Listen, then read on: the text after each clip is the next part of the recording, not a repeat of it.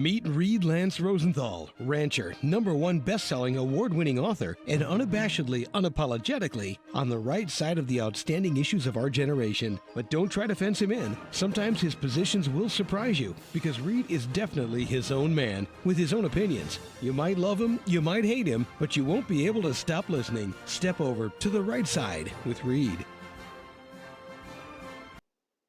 Howdy, listeners and viewers, coast to coast around the globe and from the Gulf to the 51st state. I love that. Reed Lance Rosenthal on the Right Side Radio and the Cowboys Take.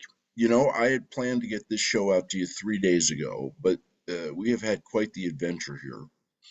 It's been ready to go. And I'm going to tell you about that in the rant story, which I think will make you kind of laugh. Today's show, we're not going to have a lot of history. We're going to have a lot of current events, particularly economic stats that somehow, you know, the mainstream media, they're just not telling you about. Of course they're not. Although the mainstream media is doing the best they can to beat the drums over, you know, Donald Trump crazy, Donald Trump senile, Donald Trump no plan. It's kind of what I told you. This is 6, 7, 8 shows ago, and you should listen to it. Part of the Democrats' plan was to let Trump win. I mean, it's one of the reasons they ran Harris, in my opinion.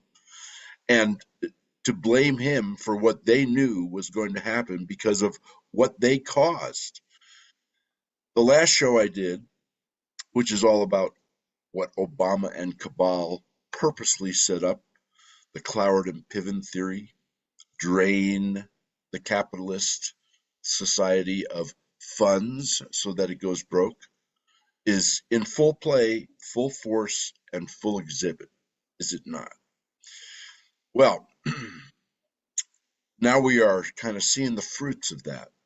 And of course, they're all too eager, along with the mainstream media, to blame Donald Trump for the mess we have now that they purposely created over the last 20 years.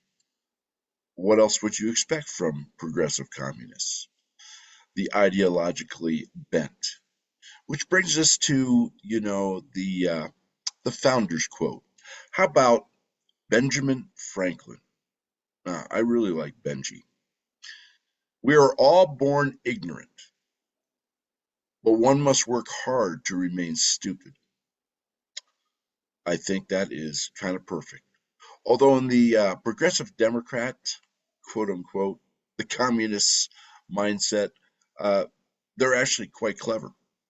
They're just diabolical. They're evil. And they are certainly not pro-America or pro-you and me. And by the way, I'm doing this show in the alternate setting, okay, from the usual radio show with my little earmuffs on, which I hate, and no cowboy hat, got to wear a baseball hat, or these don't fit, because it is early a.m. The light is not right yet in the other quote-unquote studio, and I would be like all dark, which actually wouldn't be a bad thing, right? So now I'm just half a moon, kind of, you know. Okay, let's get started. First of all, big picture, and then we're going to get into these economic stats, which are really kind of breathtaking. So what's going on with Donald Trump, besides the mainstream media and the Democrats blaming him for what they caused, is a judicial coup, right? These low-life, left-wing, Obama appointee judges are undermining his progress wherever they can on every level that they can. Cutting government expenditures, cutting government size, cutting government power, you know, international relations. I mean, these people are so far outside the bounds of their constitutional or congressional authority, it's pathetic. What's really scary, and by the way, this is happening around the globe. You know, in Romania, they got the legal system to throw out an election where the conservative won and then exile the conservative from the country so he couldn't run again. The same thing has happened in France. The French courts, woke and left like the American and the other shall we say, globalist courts.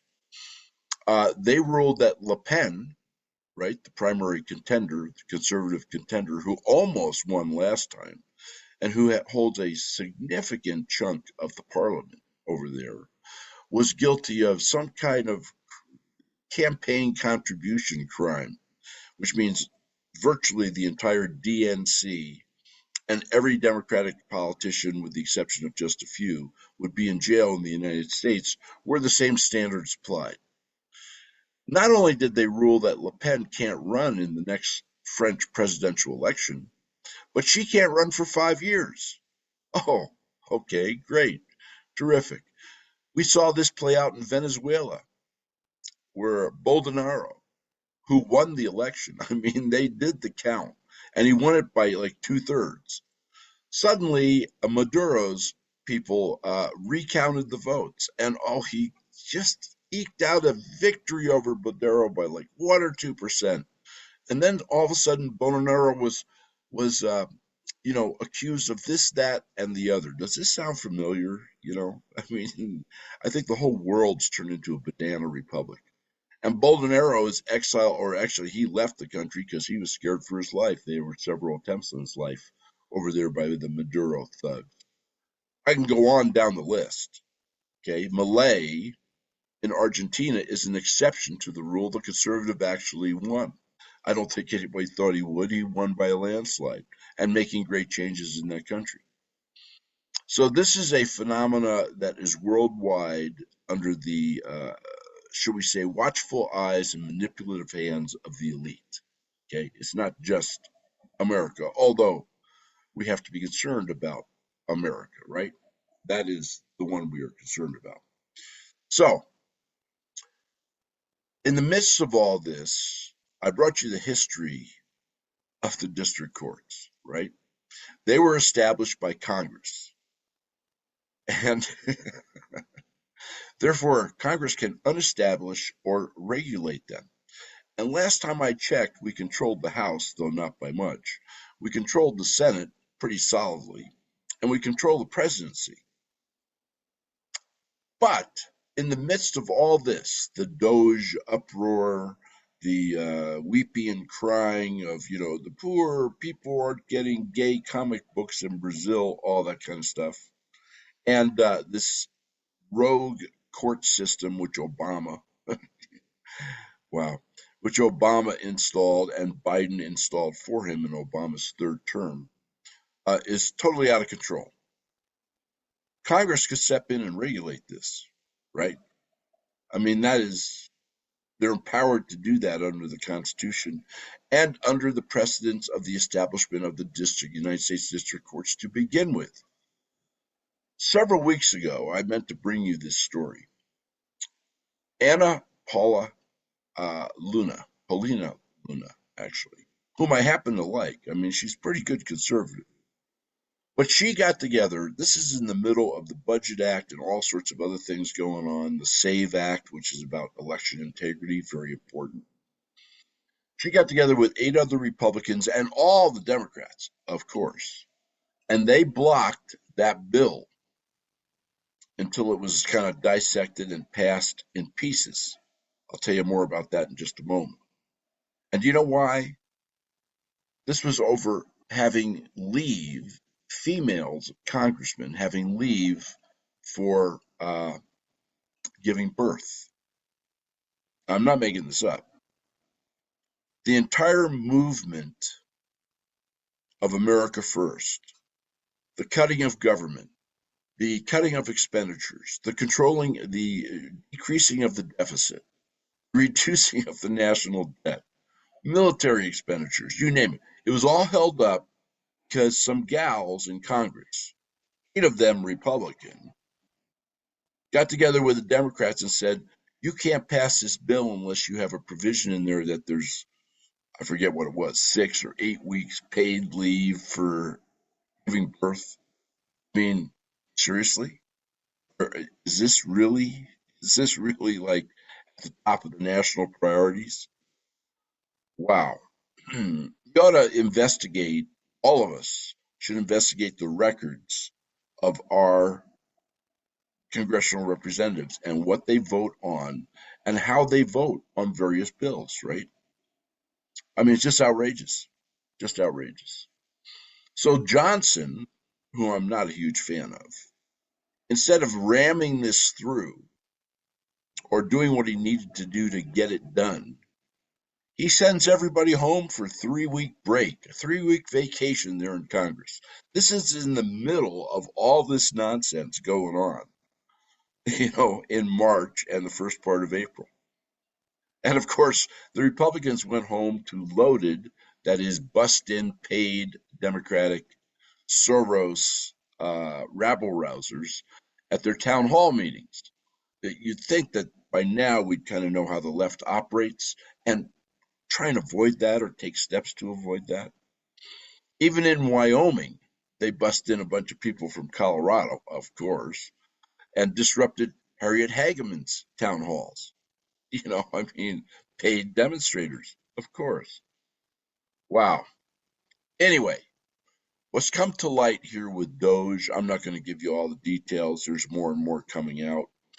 But a lot of those 23 million dead people on the Social Security rolls were indeed getting checks.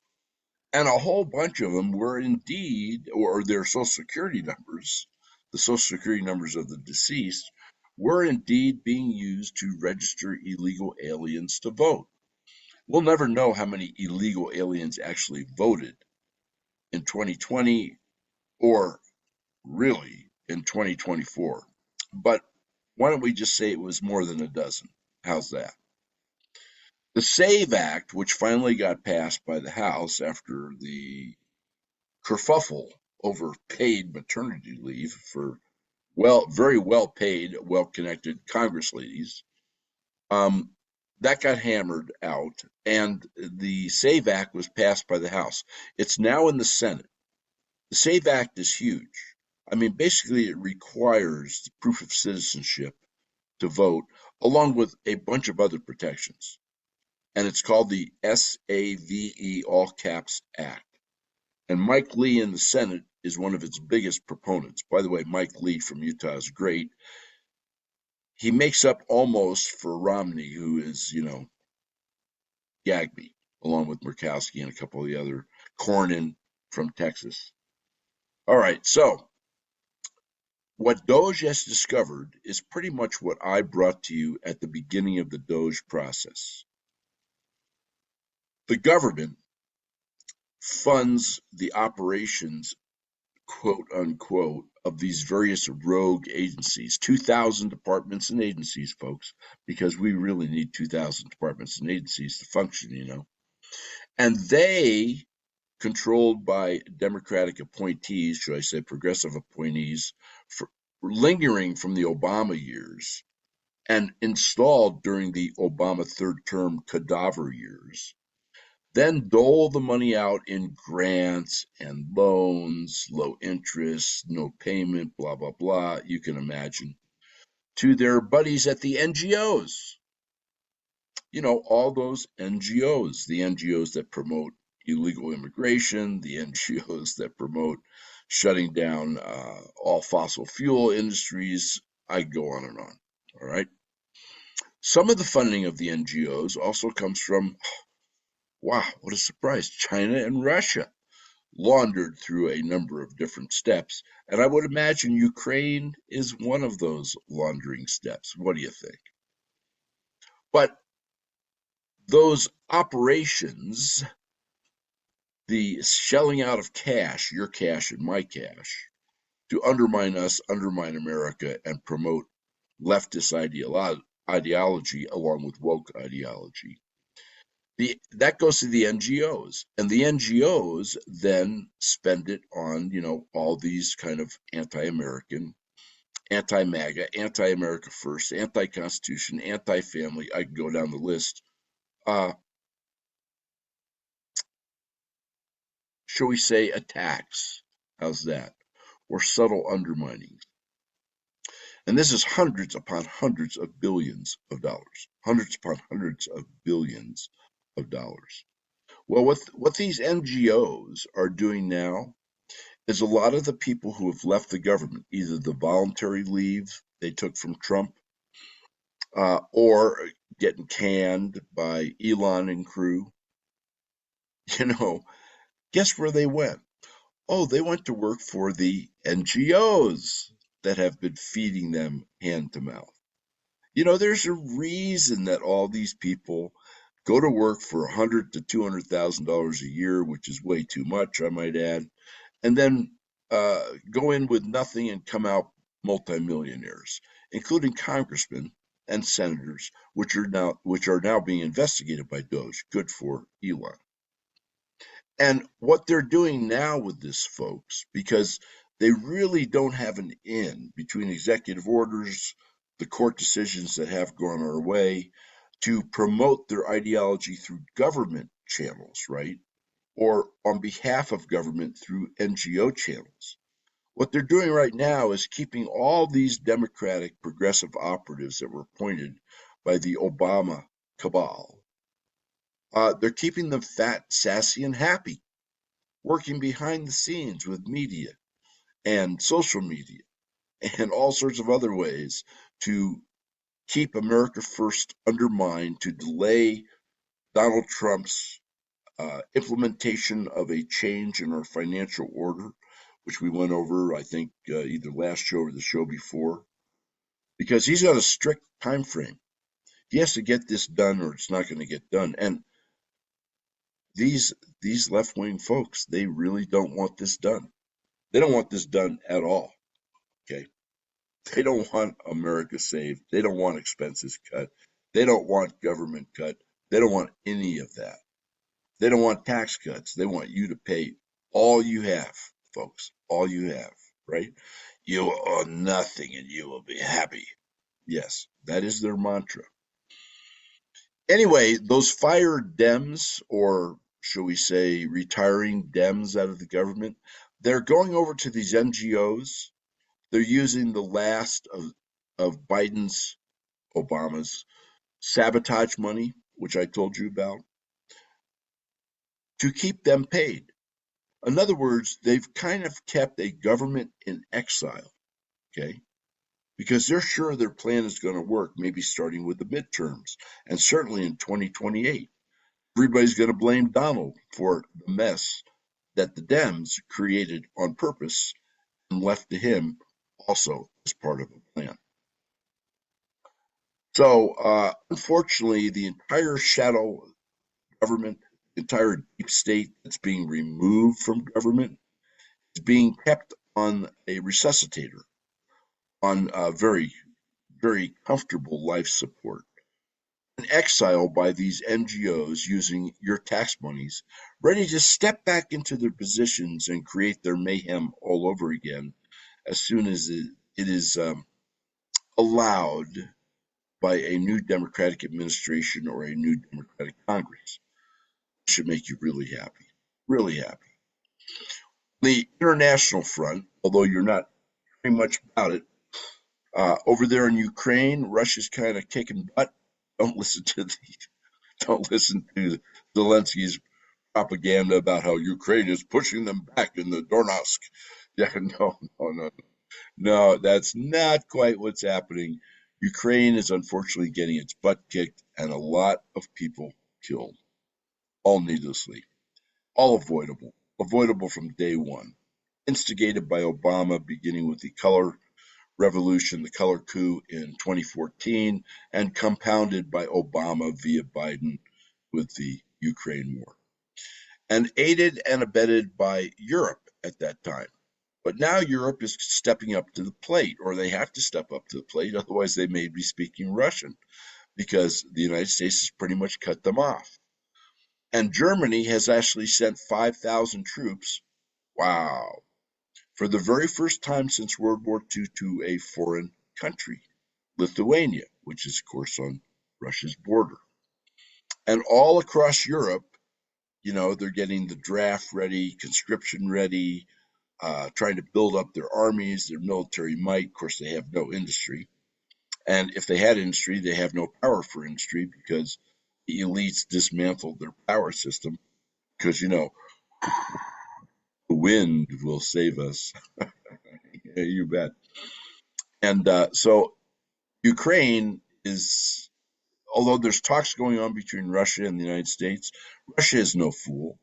I mean, the bigger the mess over here in the States, and the more the Russians can contribute to that mess by dragging their feet on a ceasefire, the better for the Russians. By the way, with a pat on Putin's head by the Chinese, which of course was another huge, I mean, perhaps fatal, we hope not, blunder, or perhaps on purpose, by the Obama/Biden administration and Obama himself back when he was unfortunately in power. And that is, we drove Russia, our natural ally, into the arms of China. So we now face a two-edged sword. And their relationship is growing more solid, literally, with every passing day, financially, militarily, trade of goods and services, oil, gold, you name it. So this is a series of planned mistakes. How's that? Planned mistakes. Yes. And I'm being really kind when I say mistakes. How about treason? Treason is probably a little better. All right. Let's talk about what's going on here in the United States with the economy, shall we? All right. So the economy, as I crumple papers and make noise, the economy, folks, is not doing all that well. Okay. Never mind all the nonsense people are feeding you. It is not doing that well. No, unfortunately. The Philadelphia Fed. There's several Federal Reserve banks, regions that do manufacturing studies to see how everything is doing relative to what it was doing the month before, the year before, year to year, etc. The Philly Fed did their manufacturing survey.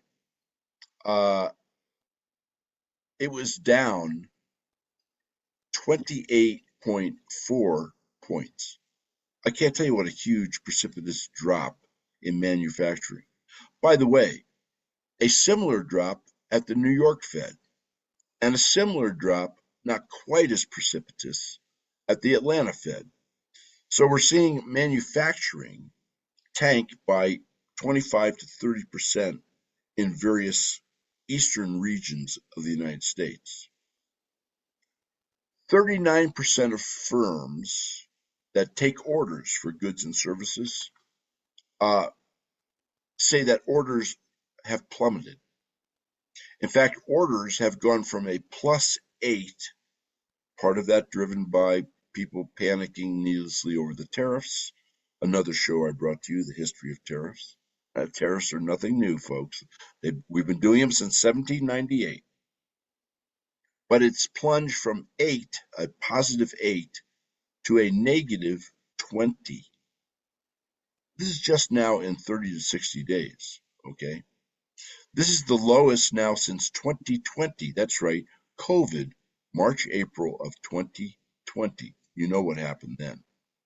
Employment, that is unemployment and new jobs, has remained relatively stable. However, that is not the full story because hours are way down and wages, therefore, are way down. You work less hours, you get paid less.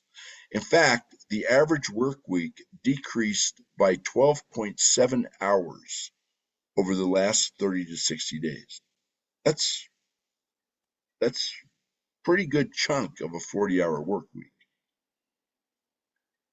There's a lot of concern that demand is falling off because people are uncertain, and people who are uncertain don't buy things, don't spend money, and therefore orders are falling off, and therefore employment, not yet full-time jobs, but the decrease in hours and wages is falling off. It's a 1, 2, 3, 4 step, each one contingent on the other. The price index moved from 48.3 to 51.1. They've been lying to us for years about the inflation rate. Government shadow statistics or shadowstatistics.com is your friend. You ought to go there and see what the real numbers are. Yes, I bring that up often. 31% of firms, all the firms were surveyed around the United States for price increases, what they expected, etc. 31% of the firms say they plan to raise the prices of their product or their service. 64% said no change yet. Not one firm, not one out of the entire United States said they plan to lower their prices.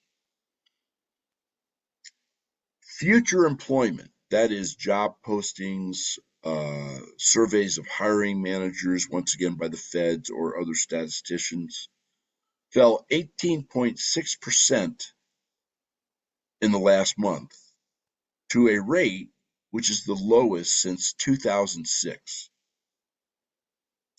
In the last month, this is the month of March, 420,000 households around the United States. Think of this. 420,000 households around the United States defaulted on their mortgage payments by at least 30 days. That's amazing. That's 1 month jump. Right now, 4.86 million households, right? This is like your household, my household, whatever, are behind their mortgage payments by 30 or more days. 4.86 million households. Each of them represents a house. And each house represents a fractional part of a housing inventory.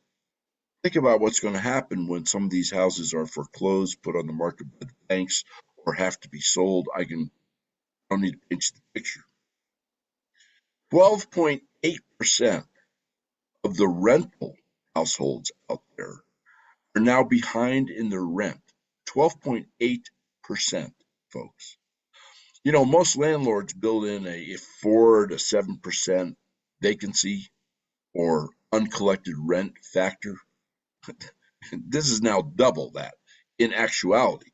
Never mind all these other things which are spinning around in this economic conundrum, which the Democrats are only too happy to augment and capitalize on and scream about from the rooftop. 0.5%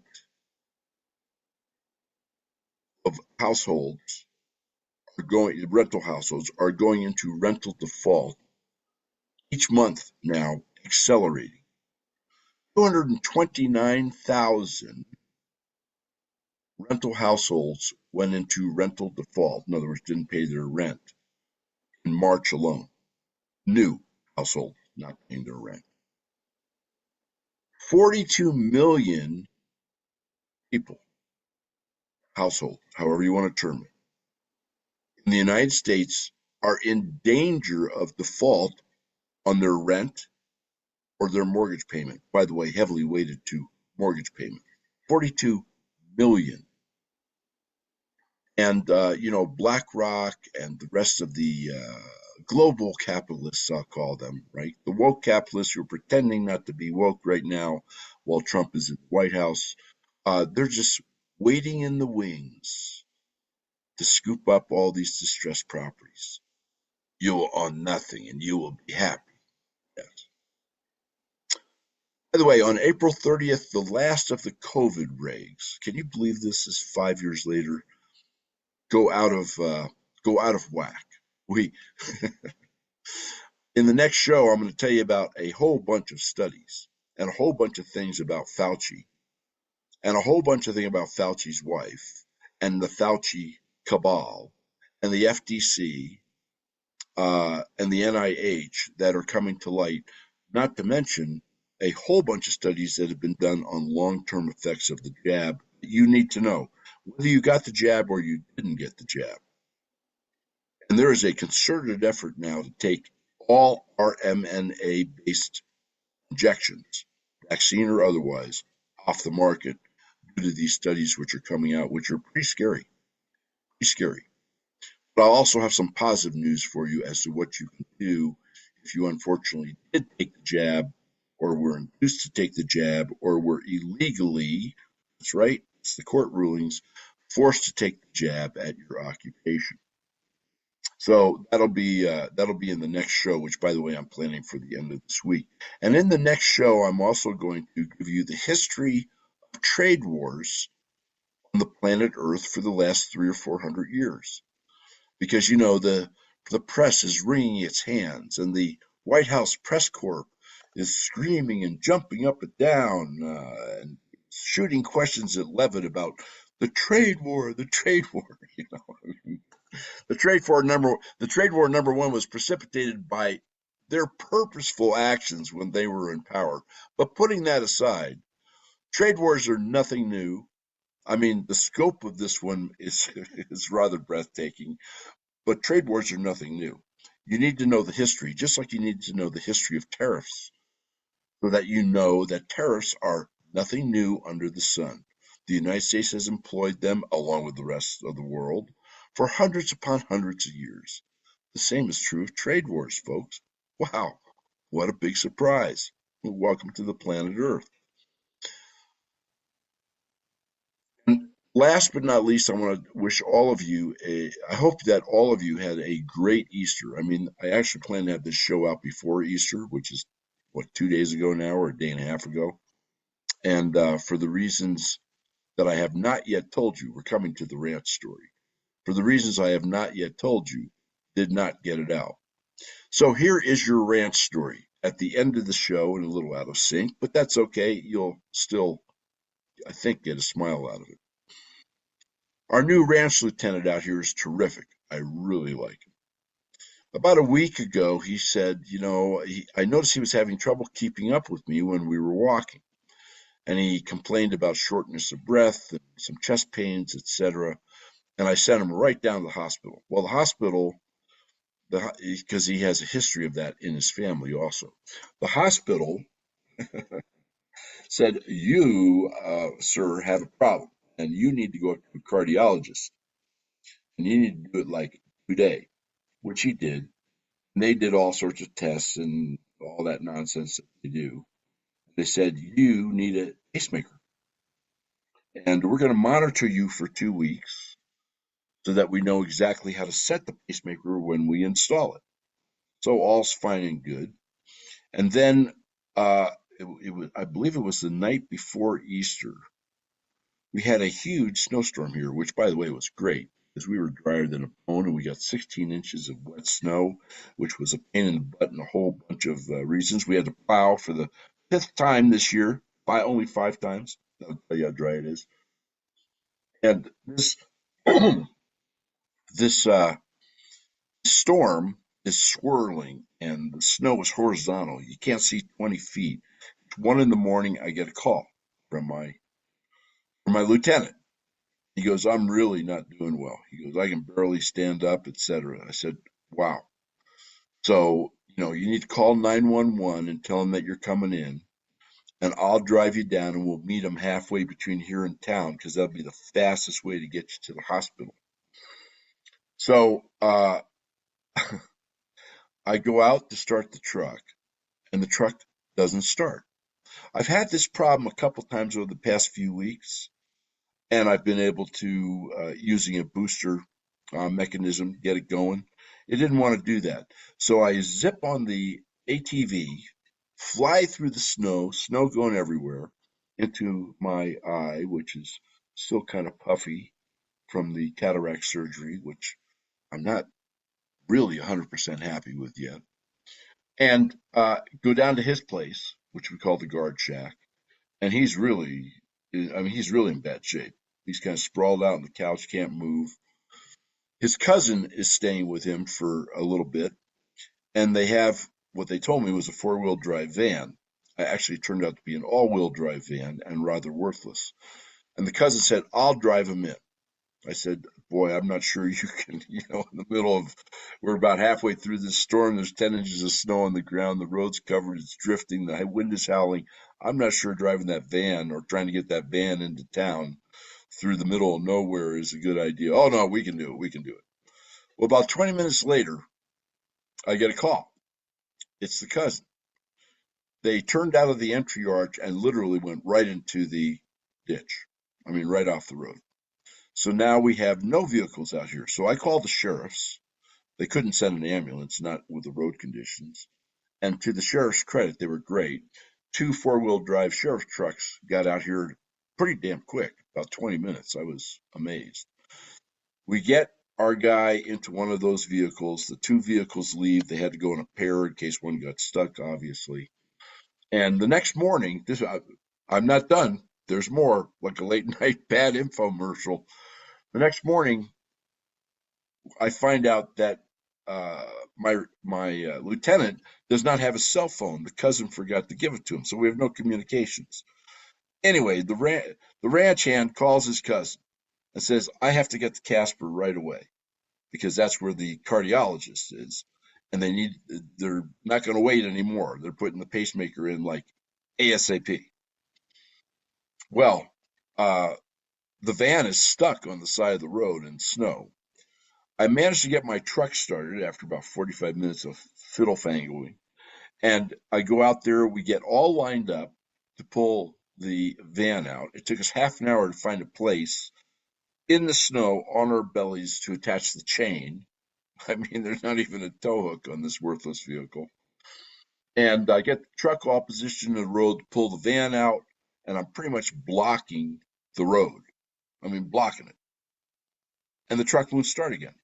And then I noticed steam coming out from under the hood. I open the hood, and there's a battery smoking, steaming, bubbling because it had cracked. Well, that kind of explains the problem with starting the truck. Huh. So here we are, stranded, right? Now we don't even have cell service. No cell service out here unless you're near the Wi-Fi. And along comes a big 1-ton Dodge. It happened to be driven by a guy who's bought hay from us. Really nice guy. I suggested that he hook up the Dodge to the front of my pickup and that he pull my pickup, which was attached to the van, up the road if the Dodge could. It did. So we got the van free. The cousin takes off to get the ranch lieutenant up to Casper for emergency surgery. And then this great guy, I mean, he was super, tows me back into the ranch and down to the barn where we have some tools and other things.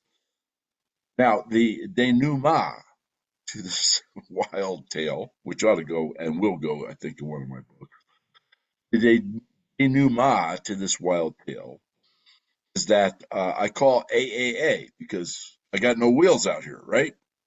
The van is gone. It's up in Casper. Who knows what's going to happen up there? The truck's not running. I call AAA, who is normally absolutely terrific. I can't recommend them highly enough. And they go, "Oh, well, we don't have any battery service in Wyoming." I mean, you really can't make all this up. And by the way, I'm leaving out some of the dominoes. It'd take too long. To make a long story short, the pacemaker went in. It's working great. He's feeling fine. He's back to work, although at a slightly lesser pace for the next week or two. On their way back from Casper, they picked up 2 batteries. There's 2 batteries in my truck. Replaced the batteries, and the truck is running just fine now. Thank you very much. And we went from dry conditions to great conditions with this big wet snow, and there's more rain on the way. So, moral of this story is what can go wrong will go wrong, number 1. Number 2, there's no way you can imagine everything that can go wrong. And number 3, with some grit, perseverance, and muscles to lift back up the dominoes that have fallen, everything should turn out fine in the end, although you will have aged in the process. All right. We will talk with you at the end of the week. My apologies for getting this show out late, but now you know the reason why. Keep the wind at your back, my friends. Read Lance Rosenthal on the Right Side Radio and the Cowboys Take. Please remember, if you've missed any shows, just click on Show Archive and you'll find all of his shows. We look forward to seeing you here again next week for another episode of Read Lance Rosenthal on the Right Side.